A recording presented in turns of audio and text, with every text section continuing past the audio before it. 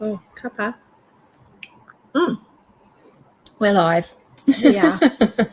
Hi, everybody. It's Afternoon.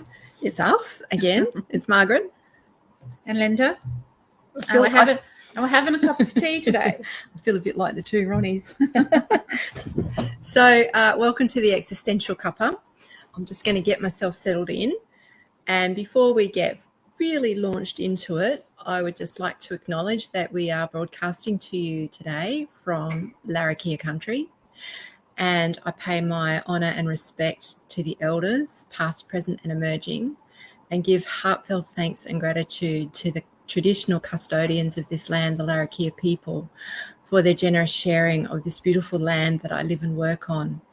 I give thanks for the beauty of the light in the sky, the sound of the trees, the birds, the animals, the people, and the sea that surrounds us.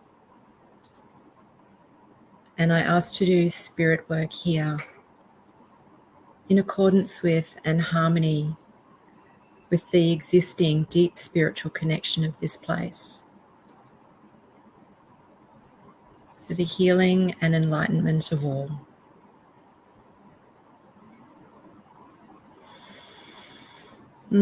So welcome. Here we are on Larrakia country. Indeed. And it's really hot, windy. I'd hate to be the fireys. Yes. Hot and windy out there. And I'm desperately hoping that we'll get some rain. Oh, me too. So if you're joining us live, say hello, pop a comment in and let us know who you are and where you're watching from. We'd love to know. And today we are going to talk about elephants. Yes. No, actually, we're The not. big one in the room. The one with pink toenails that Indeed. gets in the custard in the fridge. Indeed. We are indeed. So what do we mean about the elephant in a room? Of course, we're talking about the current environment that we're living in and the level of stress and pressure that everybody is feeling with the number of choices that are hanging in front of us and, you know, the environments that we find ourselves in and the restrictions that we find upon ourselves. And so what Margaret and I were talking about during the week is, well, how can we actually, you know, talk about this in a safe way and actually give something that is meaningful and constructive and useful to help people who are making decisions, you know, and I'm talking specifically here about vaccinate, not vaccinate. And I don't want to get into a debate about that because from where I sit, the argument on that is actually just another distraction and it's just another mechanism to keep us in conflict and in fear. It doesn't really matter what your choice is because your choice is your personal free will. And that should have no ramification on anybody else and nobody else's should have any ramification on yours. Of course, that's an ideal world. So we were talking about, okay, how can we help people regulate nervous system? How can we help people understand the broader context from a vibrational level of how they can support themselves through this time? And we've got somebody tuning in to say g'day. Hello there and welcome, Sweet Eyes Lattimore. It's so nice to see you. Hello, thank you so much for joining in. Where are you calling in from? I'd love to know. So you need this class? Okay, we're actually just sharing some information. It's not necessarily a class, but please feel free. If there's something of interest here, take it away and employ it and see how it works for you. So in the first case, and you're calling in from St. Louis, well, welcome. How are you? I wonder what it's like over there at the moment. Quite a big deal. What time of day is it for you? And we've got Abdullah as well. Okay, well, it looks to me like he might be doing some sort of advertising. I'm not too sure, but that's okay. So, Mark, I thought I'd start with you. When we're looking at the STEM question, I guess, which is what I started with about, you know, the vaccination debate. I don't really want to get into that, but what I do want to do is get people positioned to make the most of whatever choice they make. So what's one of the things we can do on a physical level to actually support the body no matter what you choose to do? Okay, so when somebody comes to see me and they're asking me about whether they should vaccinate or not, I always let them know that firstly that it has to be their decision because it's going into their body. So they need to do their due diligence. But there are some things that as time goes by, we're seeing more and more evidence in terms of protecting and supporting the immune system. Vitamin D, vitamin C, zinc, all have some evidence to show that they have a use in maintaining a good, healthy, functioning immune system. I think so. These vitamins, just the ones you get across the counter, will do? Yeah, I think so at this stage. I mean, I think so. We need to, like vitamin C, vitamin C is vitamin C. How it's made changes what it does, but really ascorbic acid will work to help strengthen the immune system. It does a lot of other things in the body too, but we're looking at it in that reason, that from that perspective. Zinc, I think, is really important. The only thing about zinc I'd be a little bit careful of over the counter would be perhaps if it had an oxide attached to it, then it's not as absorbable. But if it's an amino acid chelate or if it's a citrate or any of those kind of things, then that would be fine too. Vitamin D, D3 is the inactive form of vitamin D.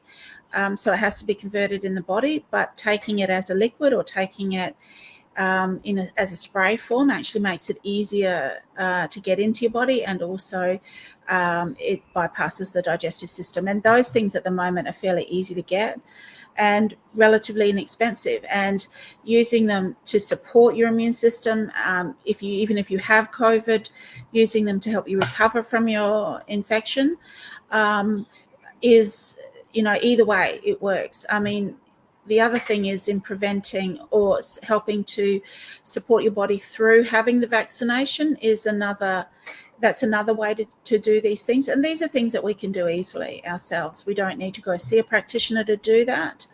But we can if you want to, and any nutritional or naturopathic practitioner would be able to help you there with that. Okay. But I think there are lots of other things. One of the things we have to recognize is the fear level that exists in our environment at the moment. Everybody's afraid. Doesn't matter where you are. I mean, we're relatively safe up here in the Northern Territory. Lucky, I'd say, not safe. But, so everyone has a slightly different opinion depending on where they're coming from and what they're dealing with right now. But I think those three things are highly beneficial in helping to improve immune function. And the stronger and healthier our immune system is, the easier it is for our body to fight off any form of infection, including COVID. So I think that's a really important thing. To just remember that you have the capacity to do that, and not to let the fear stop you from doing these things. They're very simple, they're very straightforward. There are some herbs that we can use, but I think that becomes a little more complicated. And you probably need to see a nutritionist or a naturopath to actually get those herbs in a form that would be useful to you. Okay, yeah, I was actually just thinking, the faithful Echinacea, everybody tells you if you're coming down with a cold, race out and grab some Echinacea. So that would be interesting. What's the value of Echinacea in a situation like this? Well, Echinacea, I think the first few days where you start to notice symptoms, that's when Echinacea is most valuable, and potentially Echinacea could be really useful in those first few days. It may not be enough to stop the infection, but it certainly could go some way in lessening the effect. But we can't say we do this instead of, checking in with our doctors and things like that. We still have to do that. So, Echinacea is probably not a bad thing right at the very beginning, but if you've already missed that maybe 48, 72 hours of symptoms, then Echinacea will be helpful, but perhaps not as helpful as the zinc, the vitamin C, and the vitamin D. I think the dosage you need to regulate, your dosage needs to be based on what's said on the bottle. And also, if you are seeing a practitioner, they can help you regulate your dosage if you need more or less, that kind of thing. I think the other thing, though, Linda, we were talking about too, was the fear and how we can help to improve the vibration of the body in relation to the infection. And, looking at things that we can actually do, like exercise, eating, a good plant-based diet, doing all of those kind of things. I think that's a really useful thing. Getting good sleep, managing our stress through meditation or qigong or Pilates or yoga or any of those things, breathing exercises, anything that helps to keep our mind and body together in the present moment will always be good. And finding that point of balance. I know I jokingly said before, if you have to watch the news to find out what's going on, to keep across everything that you need to keep across at the moment, that's perfectly well and good, but find something really funny to watch afterwards and get yourself a good laugh, get yourself a lovely hit of endorphins, so you don't stay down in that slump of depression and fear. And hello, Meg, what are you asking us for? A list at the end of the chat so you can write it down. Okay, yes, we can do that. Absolutely. As long as you remind us. Yeah, Meg, make sure you remind us. I was talking about, it's really important, and it does sound a little bit jokey, but laughing is actually a really powerful way to not only boost your mood, but also to boost your immune system. So I think it's really important that we do find ways to bring something funny in. And, it is tough, at the moment in some of the environment, and particularly, if you just tune into the news media, you're going to get fed a constant, steady dose of fear. So really try to leaven that dose and balance it out and find something that lifts your heart, that makes you laugh.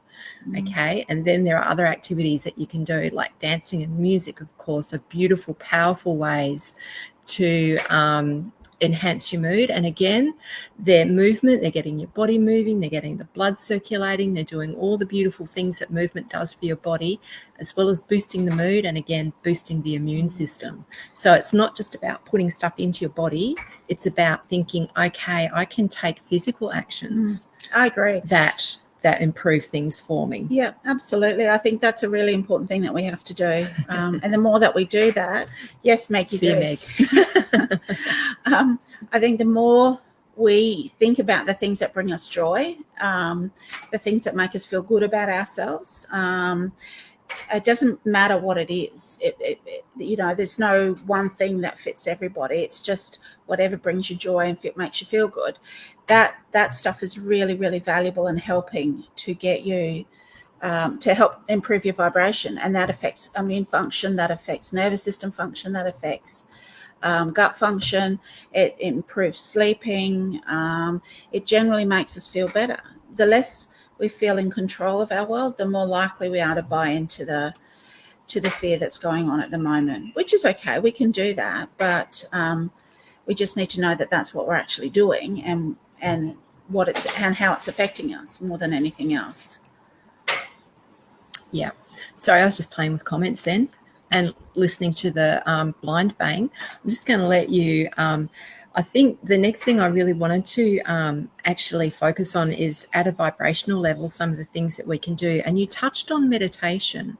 So meditation is wonderful for bringing peace and quietude to the mind, and it has a number of beautiful physiological benefits, but it also works at a vibrational level. So I'm just going to duck out a shot for a minute and shut the door, because we've got the aircon on and the door's just come wide open, so it's getting really hot again. I'm just going to leave Marg here for a tick to talk about meditation. Okay, well, meditation, you can do lots of different things with meditation. You can meditate in lots of different ways. I think it's a very personal thing, and I think you need to kind of experiment. These days there's so much stuff on the internet, which is really cool, because you don't have to pay for it either.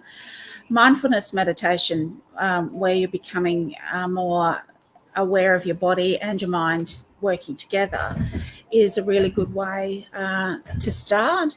There are guided meditations, there are vibrational meditations, and depending on how you respond. Well, now that's interesting. What do you mean by vibrational meditation? Oh, okay. Well, mantra meditation.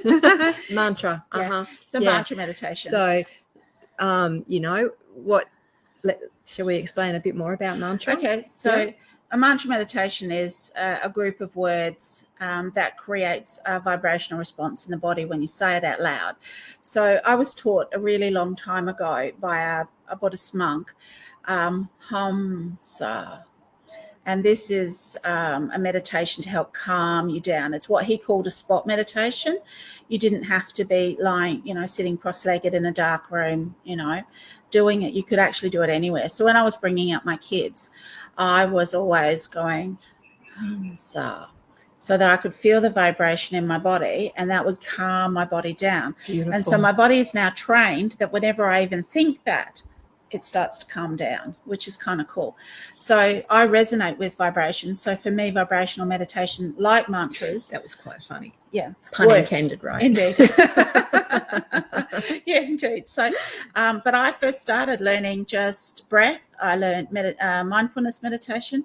I read Thich Nhat Hanh's book, Walking Meditation, which opened my eyes to the fact that we can make anything we do in our life a meditation, if we're present and if we're aware of it. And I just went, that's so cool, because that means I don't have to carve out more time to meditate. I can actually incorporate it into all the other things I already do.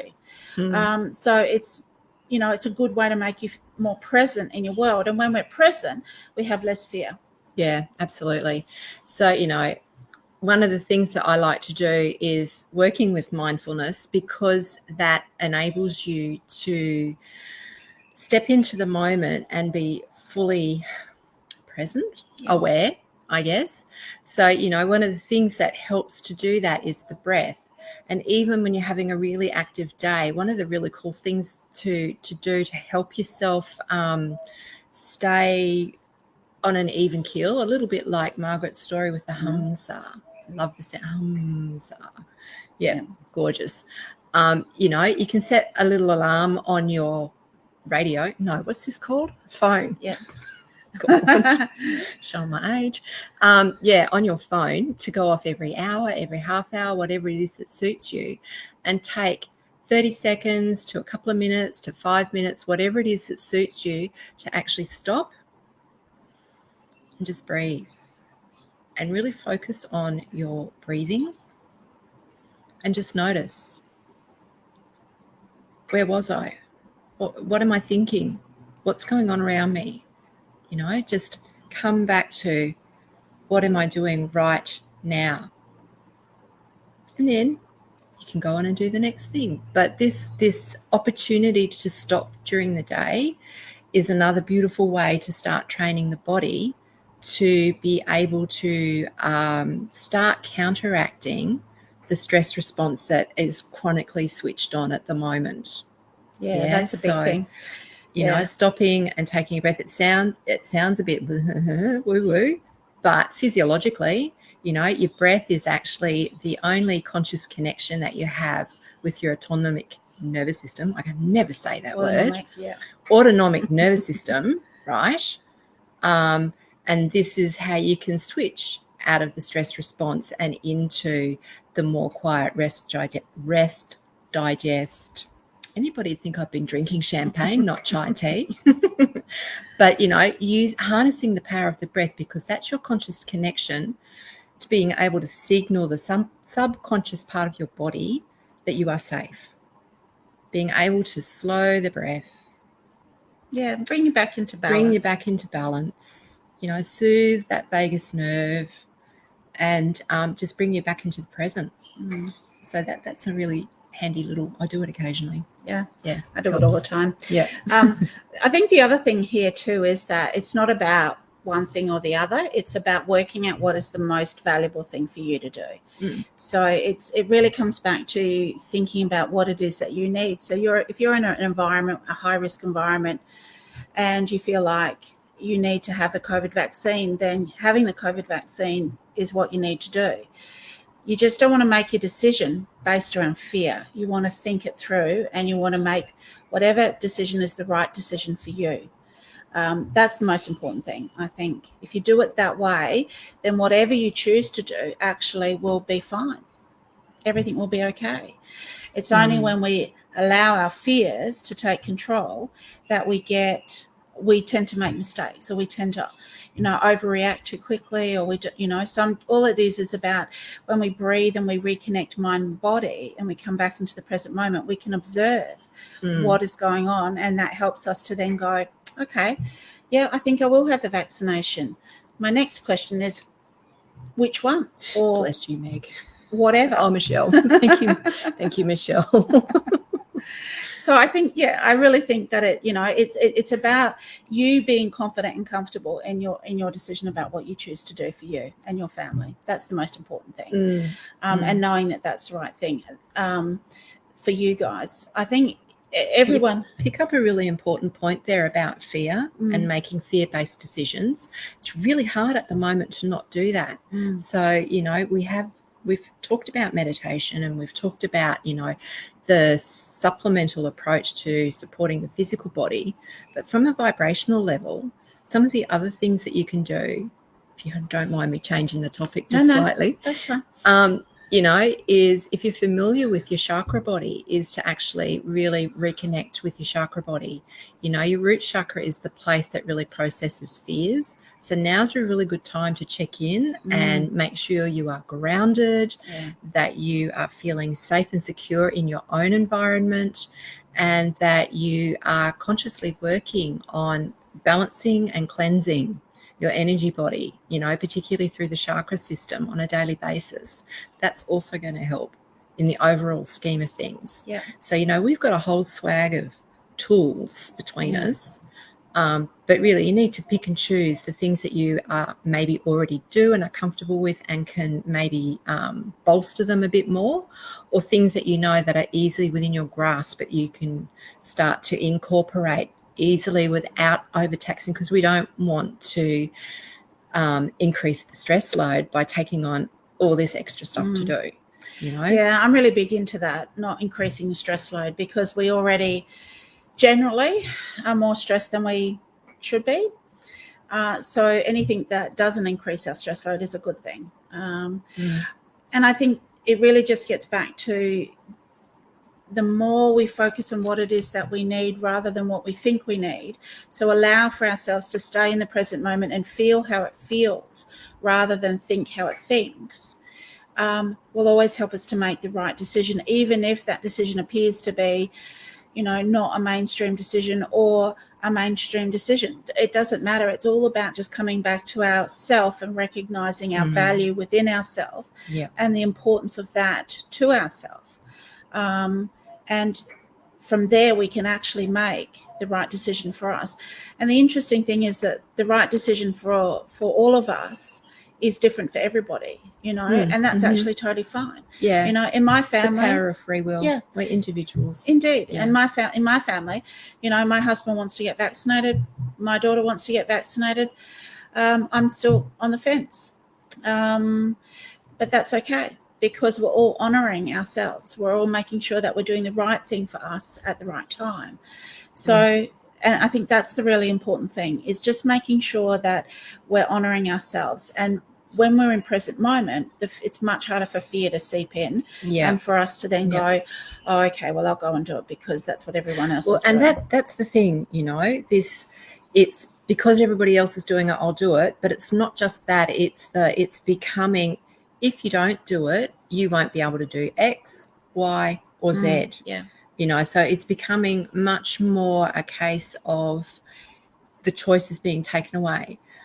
But again, even in that situation, it's really important. I think this mindless decision making that's based in fear is actually, quite dangerous.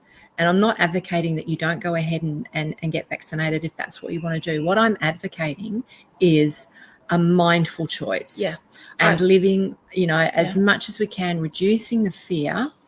And if we can do that on an individual basis, right, reduce our own fear and start working in a more mindful capacity on a daily basis, back to the vibrational stuff, this is actually going to have an impact at the collective conscious level. So at the moment, we're really struggling because there are so many people feeling the fear and making mindless decisions. That is a vibrational pattern that we are all being subjected to. So if we can actually come back to home in our center and, doing things like connecting with heart coherence, or if you're lucky enough like us to be Reiki attuned and connecting with Reiki every day, doing things like this that bring a vibration of unconditional love into your own body, then allows you to cleanse that fear and to start radiating that vibration out from you and affecting the environment around you. Yes. Okay. And then the more of us that are able to do that and sustain a vibration, bit by bit, we're going to chip away at that overriding pattern of fear and mindless decision making and start getting a bit of light through. Absolutely. Yeah. So, very important. I'm not sure what was very important, but thank you, Meg. So heart coherence is pretty powerful, and it's easy enough to do. Yeah. Everybody can do a Google search and actually look up some heart coherence guided meditations, or they can connect with us and get some. Indeed, they can. Yeah. I always remember when we talk about everything in a larger view, I always remember something my nana used to tell me, and that was, think globally but act locally. So everything we can do for ourselves the ripple effect of that will improve the vibration for everybody else and everything else as well. Yeah. Which I think in essence is what you were saying. Yeah. And I'd add to that, a lot of traditional cultures, when they look at decision making, make decisions based on how it affects the seventh generation. Yeah. So it's not just looking at how it serves me in this moment. It's looking at how does it serve me and my community, my children's community, my children's children, and so on, out to 7 generations. So I think there's a lot to learn in decision making from that perspective. I do too. And I think it's about that comes back to integrity too. Oh, absolutely. Yeah. So it forces you to stay in your own integrity, or to recognize that, you need to be true to yourself so that you can make the right decision or the correct decision at that moment in time. But in saying that, again, this Buddhist monk said to me, every decision we make at that moment in time is the right decision for that moment in time. Absolutely. Because so hindsight is a waste of time. Yeah. And worrying about the future. Yeah, absolutely. Yeah. So, and I thought that's true, so letting go of worrying about whether it's the right thing or the wrong thing, or what should I do or what should I do, just let it go and feel how it feels and go with that. The more present we are, the easier it is to do that.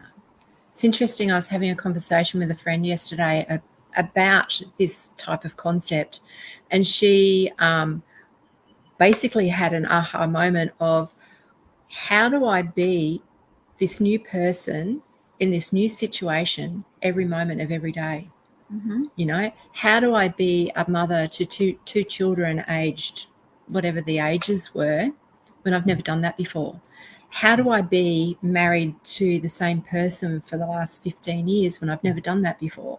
How do I be? And it was like she just had this realization of, if I am to truly live in the present moment, all of this, I've never done any of this before. And I think that that's a really important and valuable concept in this particular context, to everything around us, we've never experienced it before. And this idea that the pandemic, we've never experienced that before, that's true. But history has shown us a similar pattern in the past that we can reflect on and perhaps make choice moving forward that is different. Yeah, that's a good point. Yeah, that is a very good point. I think, moving too far into the future will always create a problem for everybody, because it creates anxiety, and it affects how our body functions. And once our body starts to deteriorate or not function the way that we want it to, everything else, the ripple effect is that everything else is starting to get more dysfunctional as well. So I do agree that that's a good, we need to be more mindful of that, definitely. It's one of those things that each and every person has to come to in their own time. And we all have the capacity to do that, because we spoke about that last week in terms of intuition, and intuition being something that everybody possesses. It's just not everybody uses. And I think really it comes down to making those individual choices for ourselves as clearly as we can and as confidently as we can, and allowing then for what unfolds to unfold. Absolutely. And just trusting that it will be the right thing, because it will be. No question. So there's really no wrong decision. No, there isn't. There is no wrong decision at all. And I think that's one of the nicest things of all, is that there is no wrong decision. There just is the right decision for you at this moment in time. So feel pleased that you can actually make this decision yourself safely and effectively, and know that you're making the right decision for you. And making it from that place of peace and acceptance that this is perfectly okay. Yeah, absolutely. Whatever it is, it's perfectly okay. Yeah. And that's, I think, the word of today. Today's word is perfect. Well, I feel like we kind of talked that one through. I think we did too. Yeah. That was a good one. That was a really good one. Yeah. If there was a favourite moment from our conversation for you today, Margaret, what would it be? Oh, goodness. I think just being really clear about the fact that every decision that we make is our decision, and that every decision we make at any moment in time, being the present moment, because that's all we have, is the correct one for that moment in time. So it frees us from the burden of worrying about whether we've made the right decision or the wrong decision. And it also frees us from the burden of worrying about what other people think or say to us in relation to the choice we've made. So I think for me, absolutely, that's the most important thing, remembering that is that, every decision we make is the right decision for that moment. Absolutely. What about you? Yeah, okay. I have to say my favourite moment is Hamsa. I love that. Isn't it wonderful? Just remind us again, Hamsa is the vibration for... Well, Hamsa was, it's the vibration for peace or settling or calming your body down. It's a very simple spot meditation. There are lots of other meditations that the Buddhists use that are mantra based, but I found Hamsa resonated really quickly, and it was really easy to remember. That's the other thing. It was easy to remember. So I might just pop it in the comments there. It's HAM, is that right? No, HUM. It is. Yeah. And just SA. Yeah. Hamsa. And now that's probably not the exact correct spelling. However, that phonetically, if you say Hamsa, you get the vibration that you're looking for, and that's what that's what it's about. Yeah, and isn't that interesting? I just typed that in, and it's come from all 3 pages that we're linked to. Oh, cool. As a comment, so it's there 3 times. Oh, awesome. 3 is my lucky number. As you can tell, I've got Isis in the background. I'm very much into the power of 3. 3 is a good number. The triple goddess, all those sort of good things. Definitely. So if you're still watching, I'd love to know what your favourite moment is. Is there anything that you'd like to take away from what we've said today that you feel like you could put into practice? That would be wonderful. And if you find that would be helpful in helping settle some of those moments where it does get a little bit intense, we have intense moments, particularly watching the news. Gets intense. So, pop them in the comments. We'd love to know. Other than that, I think we're finished. I think we're really well and truly talked out.